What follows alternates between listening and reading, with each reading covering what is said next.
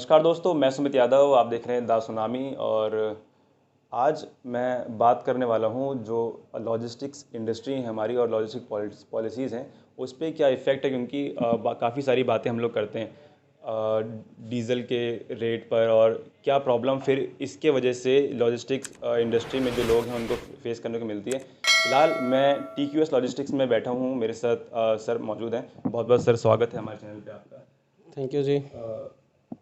तो सर शुरुआत यहीं से करते हैं, एक बार नाम बता दें अपना पहले। मेरा नाम शशांक शेखर है। मैं TQS लॉजिस्टिक का फाउंडर और CEO हूँ। सर कैसे हुई शुरुआत, और अब उसके बाद हम आगे की बात करते हैं, शुरुआत कैसे हुई। बेसिकली 2019 में मैंने ये कंपनी स्टार्ट करने की सोची, जहाँ पे हमारा जो एम था कि लॉजिस्टिक कॉस्ट को कैसे ऑप्टिमाइज करें कस्टमर को एक अच्छी सर्विस देते हुए। तो ये हमने 2019 दिसंबर में ये कंपनी फाउंड हुई है और अभी तक हमारा 3 साल का सफ़र रहा है, जिसमें अगर हम बात करें तो हमारा ग्रोथ रेट काफ़ी अच्छा रहा है। इवन हमने काफ़ी सारी मुश्किलों का सामना किया, बट आज की डेट में हम एक अच्छा वॉल्यूम कर रहे हैं। लोगों को मतलब लोग काफ़ी मतलब सोचते हैं क्योंकि काफ़ी लोग चाहते हैं कि इस चीज़ की नीड है, क्योंकि जो बिज़नेस है वो पूरे ट्रैवल करे हमारे इंडिया में, कश्मीर से लेकर कन्याकुमारी तक, गुजरात से लेकर असम तक, अरुणाचल तक। तो उसके लिए आप क्या कर रहे हैं कि लोगों को मतलब सही सुविधा मिले और रीजनल जो रेट हैं उस पर मिले। आज की डेट में मार्केट में बहुत सारे प्लेयर हैं जो कहीं ना कहीं एक पर्टिकुलर सेगमेंट में वो उनका एक्सपर्टाइज है। हम उन सारे एक्सपर्टाइज को एक कंबाइंड एफर्ट में डालते हैं और एक हमने एक हाइपर जो मार्केट क्रिएट करना है वो हमने क्रिएट करा है B2B बिजनेस में। और कस्टमर को उससे क्या फ़ायदा है कि कस्टमर को एक तो सबसे ज़्यादा डायरेक्ट सर्विसेबिलिटी मिलती है, साथ में कस्टमर को हम एक अच्छा रिस्पांस भी देते हैं, क्योंकि उसको पता चलना चाहिए कि उसका मटेरियल कहाँ पे है। तो वो हम एक रियल टाइम विजिबिलिटी देते हैं कस्टमर को। तो ये उनके लिए सबसे अच्छी बात है कि उनका कंसाइनमेंट कहाँ पे है। दूसरा क्या है हाँ, दूसरा बात क्या है कि कस्टमर अपने हिसाब से करियर भी चूज कर सकता है। से फॉर उनको एक पर्टिकुलर सेगमेंट में एक वेंडर अच्छा कर रहा है तो वो उस वेंडर को यूज कर सकता है। हम कस्टमर को एक अम्ब्रेला बैनर के अंदर में सारा कुछ हम एक जगह पे हैंडल दे रहे हैं कि उनको कौन से लोकेशन में कौन सा वेंडर सबसे ज़्यादा एक्सपीरियंस्ड है और किन की सर्विस उस लोकेशन में सबसे अच्छी है, तो कस्टमर वहाँ पे चूज करके सिलेक्टिव हो सकता है। अभी कहाँ कहाँ सर्विसेज हैं आपकी। हमारी सर्विसेज पैन इंडिया है। तो अब हम आगे बात करते हैं, क्योंकि डीज़ल की मैंने शुरुआत में ही बात करी। तो क्या मुश्किलें आप लोगों को आती हैं, क्योंकि कस्टमर भी चाहता है कि मतलब कम रेट पे सामान पहुंच जाए, फिर महंगाई उस हिसाब से बढ़ रही है। डीज़ल के रेट के बीच में 100 भी क्रॉस हो गए थे, कई स्टेट्स में आज भी 100 के ऊपर हैं। तो क्या उससे क्या मुश्किल आती है, और जो लोग बात कर रहे हैं फिर टोल टैक्स की भी, टोल टैक्स भी महंगा हो रहा है।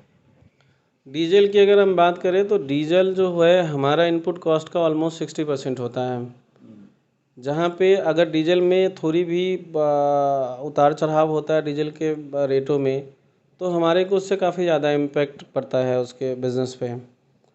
और सबसे बड़ी बात ये है कि आज के डेट में भी जब गवर्नमेंट ने जब GST लॉन्च किया था तो ये बात हुई थी कि हम पूरे चीज़ों में एक यूनिफॉर्मिटी लाएंगे, पूरे इंडिया में टैक्स का रेट एक ही होगा। बट आज की डेट में अगर हम देखें तो हर स्टेट में डीजल का अलग अलग प्राइस है। जहाँ पे सेंट्रल गवर्नमेंट कंट्रोल करती है वहाँ पे डीजल के प्राइस कम है, जहाँ पे कोई अदर सरकार है वो अपने हिसाब से डीजल का प्राइस वो तय करती है। कोई भी दो स्टेट में डीजल का प्राइस एक नहीं है, ऑलमोस्ट हर जगह पे अलग अलग प्राइसेस हैं और वो वेरी करता है। लगभग आपका 90 रुपीज़ अप्रॉक्स से और 103 रुपीज़ पर लीटर पे तक जाता है। तो ये काफ़ी बड़ा गैप है जो किसी ट्रांसपोर्टर के लिए एब्जॉर्व करना मुश्किल होता है। तो ये आप कस्टमर पे छोड़ते हैं या फिर मतलब आप उसी में इंक्लूड करते हैं कि वो आपका जो भी पैकेज हो उसमें। जो हमारा इन पैकेज होता है उसमें ऑलरेडी इंक्लूडेड होता है। जहाँ पे हमारे को डीजल सस्ता मिलता है तो वहाँ पे कंपनी को थोड़ा सा फ़ायदा हो जाता है और वो फ़ायदा कहीं ना कहीं हम कस्टमर को भी पास करते हैं। तो हम तो एक एवरेज प्राइस लेके काम करते हैं। और टोल के भी, क्योंकि काफ़ी सारी बात हम लोग कर रहे हैं, जो नेशनल कॉरिडोर्स कई सारे बन रहे हैं, नेशनल हाईवेज बन रहे हैं, एक्सप्रेस वे बन रहे हैं, इससे भी कुछ बेनिफिट आप लोगों को मिलता है कि नहीं। टोल और नेशनल कॉरिडोर से थोड़ा सा फ़ायदा मिलेगा, क्योंकि नेशनल कॉरिडोर होगा तो वहाँ पे थोड़े करप्शन के चांसेस कम हो जाएंगे। इसके मतलब क्या अभी क्या फिलहाल करप्शन? अभी अभी कई जगह पे जैसे कुछ एडिशनल पैसे देने पड़ते हैं, वो कम हो जाएंगे, या फिर टोल नाके हैं वो कम हो जाएंगे। और टोल के चार्जेस से सबसे ज़्यादा फ़ायदा ये है कि टोल में जाम से ट्रकों को फ़ायदा मिलेगा अगर ये नेशनल कॉरिडोर बनता है तो कहीं ना कहीं टर्न अराउंड टाइम पे उसका इम्पैक्ट आएगा, तो कस्टमर को एक अच्छी सर्विस मिलेगी। आगे TQS का क्या प्लानिंग है फिलहाल? हमारा 3 चीज़ों पे मेजरली फोकस है, जो हमारे नेम में भी है। T stands for technology, Q stands for quality, S stands for speed. तो हम कहीं ना कहीं कस्टमर को एक रियल टाइम विजिबिलिटी देते हुए कम कॉस्ट में एक अच्छी सर्विस देने की कोशिश कर रहे हैं, जो हमारा एक लॉन्ग टर्म विज़न है। और हमारा ग्रोथ रेट आप अभी अगर आप देखें तो डबल डिजिट में है, तो हम ऑलमोस्ट हर महीने 10 to 15% का ग्रोथ कर रहे हैं। तो आगे भी हम अपनी सर्विस को इम्प्रूव करते रहेंगे उसके हिसाब से। अच्छा, जो लोग क्योंकि मैं इसके बाद मैं ख़त्म करूँगा, जो लोग देख रहे हैं उनके लिए जो मतलब ट्रैवल अपने गुड्स को बाहर पहुँचाना चाहते हैं, ट्रैवल कराना चाहते हैं, लोगों तक पहुँचाना चाहते हैं, आपके पास क्यों आए, TQS के पास क्यों आए, उसके बारे में आप थोड़ा बताएं। जैसा मैंने अभी आपको टीक्यूएस के विज़न के बारे में बताया, अगर आप देखेंगे तो आपको एक तो रियल टाइम विजिबिलिटी मिलेगी, हमारे पास डेडिकेटेड कस्टमर सर्विस है, और कहीं ना कहीं आपको एक हम ऑप्टिमाइज कॉस्ट प्रोवाइड करेंगे एक अच्छी सर्विस के साथ। तो सर एक सवाल मेरा आपसे और था कि TQS किस तरीके से काम करती है, क्या टीम मैनेजमेंट है, और क्योंकि स्पीड का आपकी फुल फॉर्म में भी है, तो किस तरीके से आप उसको स्पीड करने की कोशिश करते हैं, क्या टीम वर्क है? हमारे पास हमारी जो पूरी टीम है वो एक प्रोफेशनल टीम है, और ये कंपनी पूरे प्रोफेशनल द्वारा चलाया जा रहा है।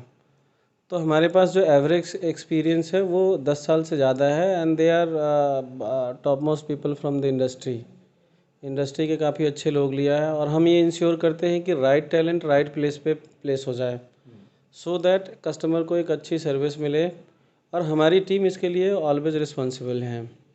अच्छा, एक चीज़ मैं और पूछना चाहता हूँ कि आप क्योंकि बिज़नेस कर रहे हैं और कई लोगों की ये होती है कि गवर्नमेंट की पॉलिसीज़ से इफ़ेक्ट होता है सभी के बिज़नेस, तो किस तरीके की पॉलिसीज़ गवर्नमेंट और लॉजिस्टिक बिज़नेस के लिए बनाए कि वो फ़ायदेमंद हो लॉजिस्टिक इंडस्ट्री के लिए?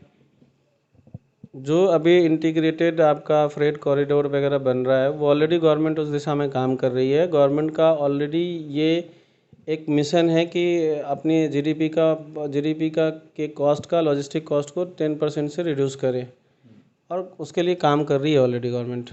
जी सर, थैंक यू। तो TQS लॉजिस्टिक्स में मैं था, मेरे साथ सर थे। अब बात हम लोगों ने करी कि लॉजिस्टिक बिजनेस किस तरीके से काम करते हैं और इनका TQS का क्या मेनली विज़न है। तो फिलहाल ये वीडियो मैं ख़त्म कर रहा हूँ। जो भी लोग इस वीडियो को देख रहे हैं, आप लोग समझें, अगर आप कुछ ऐसा बिज़नेस आप लोग करते हैं जिसमें इस चीज़ की नीड है, अगर आप उसको ऑल ओवर इंडिया ट्रैवल कराना चाहते हैं या फिर गुड्स को अपने पहुंचाना चाहते हैं, तो कांटेक्ट कर सकते हैं। बाकी फ़िलहाल ये वीडियो मैं ख़त्म कर रहा हूँ। आप लोगों से मिलेंगे दूसरी वीडियो में, जुड़े रहें हमारे साथ। देखते रहे दा सुनामी, तब तक के नमस्कार, खुश रहें, स्वस्थ रहें।